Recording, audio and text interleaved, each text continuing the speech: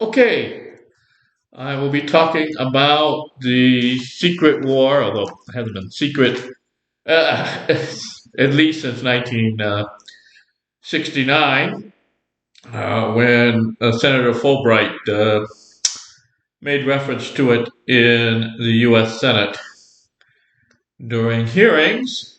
But the secret war in Laos from 1961 to 1975 with the Hmong under General Vang Pao, the only Hmong general in the Royal Lao Army. All the other generals were ethnically lowland Lao. And the aftermath of what happened to the Hmong under the Pathet Lao regime that takes power in Laos and established the Lao People's Democratic Republic in 1975. Now, I didn't know it till a few seconds ago after I had planned on doing this and had mainly because I had started reading this book, which is all right, but there's some inaccuracies in it, and it's quite partisan and polemical, which is okay. It's a product, even though it came out in the 90s, it's really a product of the Cold War and U.S. opposition to the communist government of North Vietnam.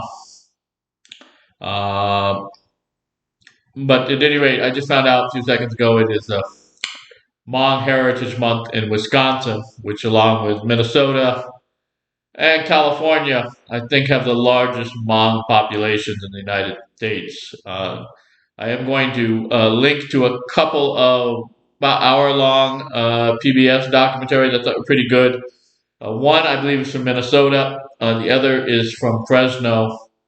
Talk about the subject with an emphasis on what happened between the initial contact between the CIA and the General Vang Pao in 1961, and the provision of military armaments, creation of special guerrilla units among the Hmong to fight against uh, what the North Vietnamese, in English translation called People's Army of Vietnam, what the Americans refer to as the North Vietnamese Army, so NVIA or PAVN is the acronym used in the literature, as well as the Pathet Lao, which would be acronym PL. So we get lots of acronyms whenever you talk about communists. The Marxist-Leninists love acronyms. Use lots of them. It started in the Soviet Union and spread everywhere else. The Kurdish Marxists, particularly good at generating these type of acronyms, but funny in Southeast Asia as well. All right, so let's get on with it. Yeah, do with that little booklet.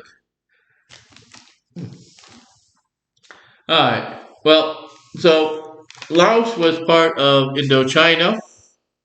The French colonized it. It was the last part of Indochina the French took after taking Vietnam and Cambodia. Vietnam in three parts: Tonkin in the north, Annam in the middle, and Cochin China in the south. And the French were established themselves in the 1890s as the rulers of Laos, and they will have some sort of political control with the exception of a short period of time when the Japanese removed the Vichy French rule at the end of World War II. And then there's a brief period of time when the Japanese are disarmed by the Kuomintang, the Chinese nationalists under Chiang Kai-shek coming into Laos before the French military returns. But outside of this short period of time, the end of the Second World War, basically the French are in control of Laos and to some extent until 1953. It does get autonomy within the French Union earlier, but it gets full independence in 1953. It's supposed to be a neutral state, But there is a crisis in 1961. Pro-U.S. government wins the elections, is overthrown uh, in a coup, and the neutral government is restored. The Geneva Convention agreement on what to do with Laos the following year is supposed to be a pull out of both in the American forces, although we always denied we were there until the admission by a Senator Fulbright from Arkansas. And we would never had combat troops on the ground in Laos. So in the beginning, a few CIA guys, but a lot of the training and advisors for the Hmong for use of weapons that we provide them. Uh, Initially, not U.S. weapons, weapons captured from the Japanese and others to have plausible deniability. The trainers and advisors are from Thailand. Thailand, along with the Philippines, South Korea, New Zealand, and Australia, are one of the few countries to actively participate in the Vietnam War with the United States. That is, there were Thai soldiers who saw combat in Vietnam and Indochina. But the most important part for this talk of the role of the Kingdom of Thailand in the secret war in Laos uh, was the air base, particularly the one at Udon, because one of the reasons the U.S. Strongly supports the Hmong is we put up a radar station in their territory to guide U.S. bombing missions into North Vietnam, but also Laos itself. The reason the North Vietnamese want to push in to eastern Laos early on and do this even before 1954 with the partition of North and South Vietnam on the 17th parallel is to control territory to build the Ho Chi Minh Trail down into South Vietnam. So Ho Chi Minh Trail goes through Laos and Cambodia into South Vietnam, south of the 17th parallel, and used to supply the NLF as well as provide for infiltration of the NVA or PAVN, depending on which acronym you want to use. I think I'm going to just use NVA, North Vietnamese Army, from now on for the rest of this lecture. So they're there early on. They do not leave after 1962. They take off their uniforms and try and blend into the population. Now, the Hmong know who's Vietnamese and who's Hmong and who's Lao, but it's not so easy for the Americans to distinguish them from each other. Even though they have very different cultures and speak different languages, Hmong and Lao are related to Thai. Vietnamese has quite a few differences linguistically. Phenotypically or somatically, there's not a whole lot of gross distinction between these peoples that a outside observer of European descent could easily discern. That is, one Asian population blending into another Asian population. And of course, during colonial times, there was a lot of Vietnamese in Laos working for the French. They had much higher levels of education and literacy generally than the lowland Lao, and certainly much, much more than the various hill peoples, including the Hmong. So the war begins here already in 1961. It is largely led by Vang Pao, who is a very charismatic and colorful figure. Uh, Only died, I think, in 2006. He was in exile in the U.S. I think he was in San Francisco. Uh, he wanted to take the war all the way to the North Vietnamese. Of course, 250,000 Hmong and 19 million North Vietnamese at this time. Unlikely that they would have won. Uh, Even as it was, the Hmong lost about 30,000 men fighting before the end of the war in 1975. They were mobilizing young boys as young as 10, 11, and 12 years old. So there was running out of manpower in some senses to conduct the war at one time, particularly after the assault by the North Vietnamese on Long Chien, uh, the center of Vang Pao's base of operations during the war. He is evacuated along with his top general to Thailand by the United States in 1975, but most of the rest of the Hmong are left there. Many flee across the border, across the Mekong River into Thailand, but it's quite dangerous and a number don't make it. And there is an official policy by the Pathet Lao government that takes power in 1975 not to let them, so to try and stop them from leaving. There's also an official policy to hunt them all down and punish them for their support for the United States during the war. So, the Hmong special guerrilla units using weapons provided by the United States, fighting against the Pathet Lao, which are mostly lowland Lao. The few Hmong, but the vast majority of Hmong are anti-communist, oppose the lowland Lao, and they oppose the Vietnamese. So, like in many cases of where you have communist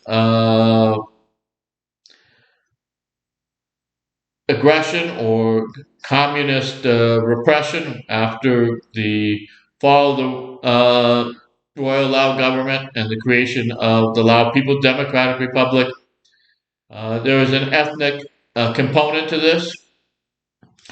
So even before communism came to Indochina, the formation of the Indochinese Communist Party under Ho Chi Minh, there is a dislike of the lowland Lao by the Hmong and vice versa, as well as poor relations between the Hmong and the Vietnamese next door.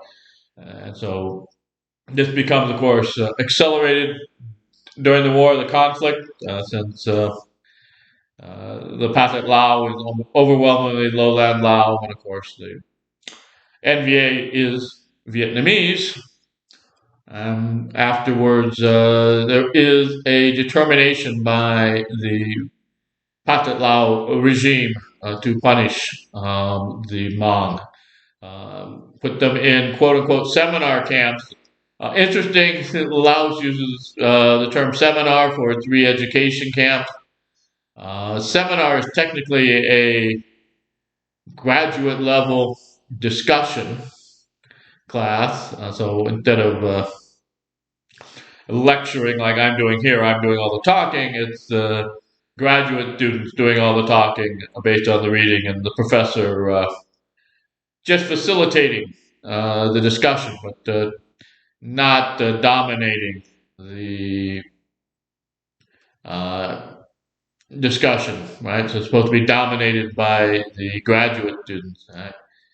This is not how, of course, the re-education camp worked in Laos. The forced labor camp, hard to find good numbers. The Pathet Lao are technically still in power in Vientiane and Laos, still closely allied with the government in Vietnam to fight all the reforms made since the 1980s by the Vietnamese communists. So the 1977 Treaty of Friendship uh, still de facto applies in some ways regarding historical and current relations between Vietnam and Laos. Although Laos today has much closer economic relations with China than it did during the period of the 1975 to 1989, when, of course, we had conflict between China and Vietnam over Cambodia. And 25th of December 1978, Vietnam invades Cambodia, removes the Khmer Rouge, which are allied with the Chinese, and then the Chinese in February 1979 attack Vietnam, and ethnic Chinese in Vietnam. Many of them are forcibly relocated within Vietnam or given the choice, if they did not want to be relocated within Vietnam, to leave Vietnam. And many come to the United States, some go to China, uh, others go to other places. But if you go to Little Saigon, the largest Vietnamese community outside of Vietnam in in Orange County,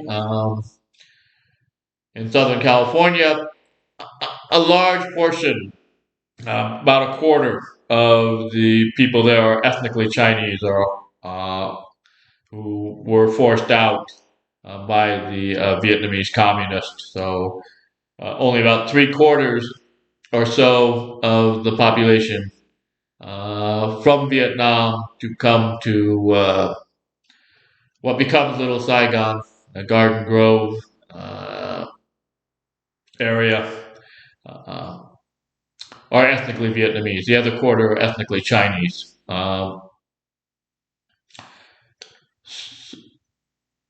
So this is kind of the background, but obvious to the greater geopolitical conflict. But as I mentioned earlier, Vietnam allies with the USSR, and Laos is allied with Vietnam. So Laos becomes allied with the Soviet Union and Warsaw Pact, and they do receive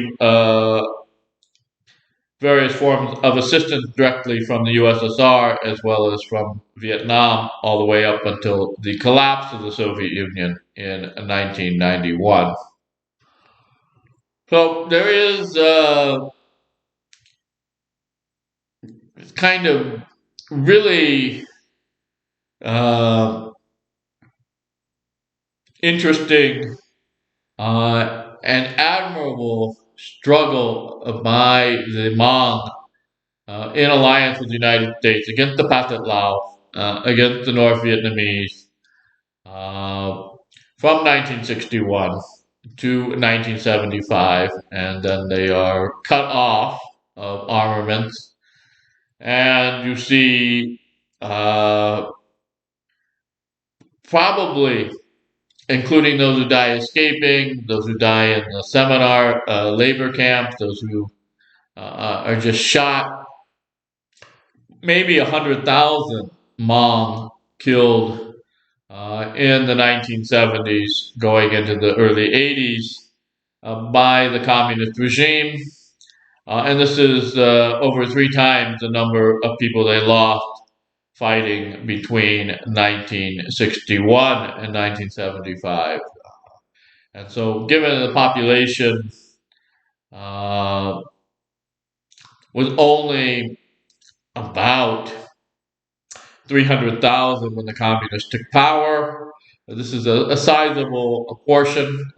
Could be described as genocide. Certainly, it looks like this kind of idea of punishing all the Hmong for their support to the U.S. is kind of an intent by the Pathet Lao regime to engage in activities that would be considered genocide under the 1948 convention, including killing members of a group, imposing conditions upon members of a group calculated to destroy them in part, uh, causing mental and physical harm to members of a group. So these are all present, but I don't want to debate the legal issue so much, which hasn't really been brought up. But really, there was targeted and rather ruthless and brutal persecution of the Hmong, which forced many of them to flee across the Mekong into Thailand. That's why they are resettled in places like Minnesota and Wisconsin. The Lutheran Church is involved in resettling them. And then we have secondary migrations into places like Fresno in the San Joaquin Valley in California.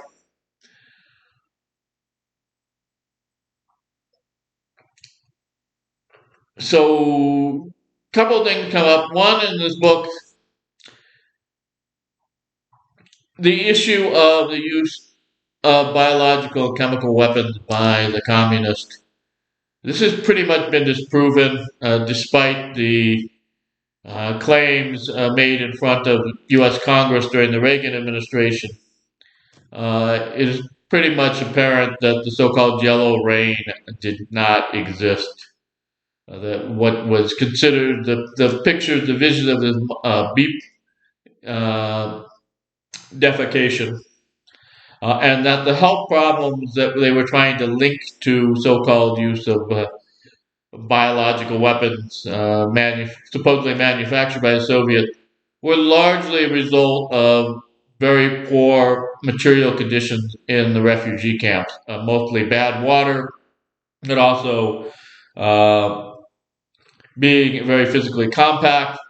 So you have the spread of various diseases like dysentery caused by amoebas in bad water that caused all of these symptoms of illness and death that were being attributed to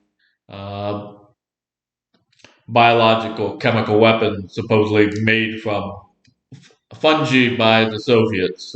So this was a disinformation campaign, not the only one. In part, this is retaliation for the U.S. Being accused of using biological warfare in the Korean War against the Chinese and Koreans in the north of the peninsula. But there is actually some kernel of truth. It turns out that the U.S. was engaging in attempts to spread the disease into the People's Republic of China. Whereas in this case, in Southeast Asia, as well as Afghanistan, the so-called yellow rain mycotoxins seem to have been completely made up by the CIA. Right? And this is unfortunate because it can kind of detract from the fact that regardless of what the numbers are or all of the means, we certainly know that there were use of the seminar camps, these forced labor camps. There was considerable repression of the Hmong, as well as other people in Laos by the communists, as well as in other states in Indochina, Vietnam itself, labor camps called re-education camps rather than seminar camps. Cambodia, of course, the Khmer Rouge, just absolutely horrific mass killings. I'm not sure, other than the attempt to pin on the USSR, as well as Vietnam and Laos, violation of treaties for biological and chemical weapons, why it was so important that this one particular non-existent crime be made up and pinned on the communists. Other than that fact that since World War One, there's been kind of a fanatical um, hysteria about chemical weapons being, so uniquely evil as opposed to other forms of mass destruction. Uh, but if you look at, say, the greatest uh, use of chemical weapons in modern times that I can recall that has been verified would be the Iraqi Ba'athist in Halabja against the Kurds, where the area where the Patriotic Union of Kurdistan was fighting against the Ba'athists. At the same time, the Iranians were fighting against them. Now, about 5,000 people were killed in Halabja by nerve gas. Quite a few people. I've been to Halabja. I've seen the Memorial Museum, and I've seen the mass graves. And I actually have talked to one survivor. They were able to rush him or get him across the border to Iran to get medical help. He was a little bit younger than me, so he would have been a teenager at the time of the attack. So it's obviously a horrific thing, but the Iraqi Ba'athists killed about 200,000 Kurds in Operation Anfal, and only 5,000 were killed by poison gas in Halabja. So you had 195,000 Kurds killed in retaliatory attacks, repression by the Ba'athist regime by means other than chemical weapons. All right. So I think this is it's one of those stupid things. The CIA has tiny, tiny brains, so they do stupid, stupid things. They, for very short-term goals. It turns out that but neither the Pathet Laos nor the North Vietnamese nor the Soviets in Afghanistan were using a fungological, biological, chemical weapon known as yellow rain against guerrillas. They were, however, of course, killing a number of people. People died in the seminar camps in Laos that would have survived had they not been subjected to forced labor under horrific conditions of very little food and almost no medicine. So there's that. The big thing of the Hmong, and one of the reasons why I bought the Kurds here, is American armies supported by CIA, secret armies of indigenous peoples that get betrayed. So the United States left the Hmong, for the most part, on their own without any backup at the end of the war when we pulled out of Indochina, and they suffered greatly as a result. All right. They would not have been targeted to the extreme degree that they were singled out among all of the ethnic populations of Laos had they not thrown their lot in with the U.S. So Vang Pao was very popular, basically took most of the Hmong population, 250,000 people, and said, we will fight with the Americans against the Pathet Lao and the NVA. We will work with the Americans, let them set up radar stations on our land, and we'll guard it so that they can bomb North Vietnam and the Ho Chi Minh Trail. We'll try and take out as much as we can, the North Vietnamese army and Pathet Lao infrastructure guarding the Ho Chi Minh Trail. They were, of crucial in saving downed American pilots over Laos. Those that did survive, many of them owe their survival to the special guerrilla units of the Hmong fighting under Vang Pao. So we kind of sold this ally out, just as we sold the Kurds out at the same time. In 1975, when they were fighting in Iran against the Iraqis under the Ba'athist. So there is a long trail of people foolish enough to trust the United States government and being sold down the river and suffering horrible consequences as a result. We probably should stop making such promises to people. It doesn't do very good for our credibility, keeping our word. And as I said, it made the situation for the Hmong much worse than it probably would have been otherwise.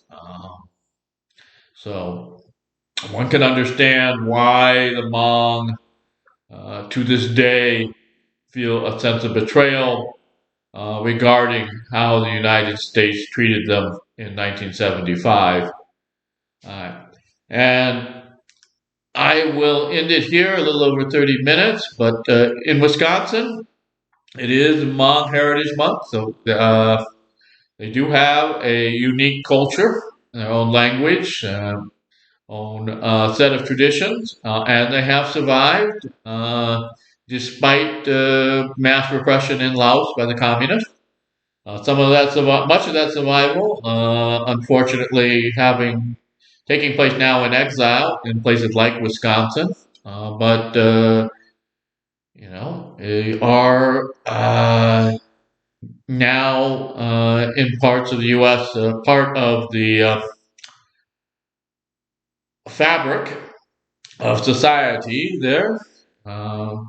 So if you come across them, you know a little bit of their history now, I guess, or if you might very well know this basic already. But it is something I think is interesting. These what were called sideshows during the Vietnam War, Laos and Cambodia. But in many ways, Laos and Cambodia suffering the effects of the war and the aftermath of the war, what the communists did in the 70s, and particularly a much greater extent than Vietnam itself. Vietnamese have made much greater strides in reconstruction and moving forward economically since the end of the war than Laos and Cambodia. And there are all kinds of reasons for that, which I won't get into. But the kind of irony is Laos and Cambodia were supposed to be neutral. They weren't supposed to be part of the war fought by the North Vietnamese against the South Vietnamese to forcibly unify the country under the rule of Hanoi. But obviously, the Vietnamese communists, from early on under Ho Chi Minh, wanted Laos and Cambodia to come under their jurisdiction. And certainly, building the Ho Chi Minh Trail was the easiest and best way for the North Vietnamese communists to supply forces in South Vietnam, and to require them going through Laos and Cambodia and supporting Laotian and Cambodian communists, and so dragging the entirety of these countries, and including in Laos, the minorities, hill people, especially the Hmong, into this war being fought in Vietnam. So it's certainly more than a civil war, as some people on the left phrased it, because from the very beginning, the communists dragged Laos and Cambodia into the war that they were fighting against South Vietnam.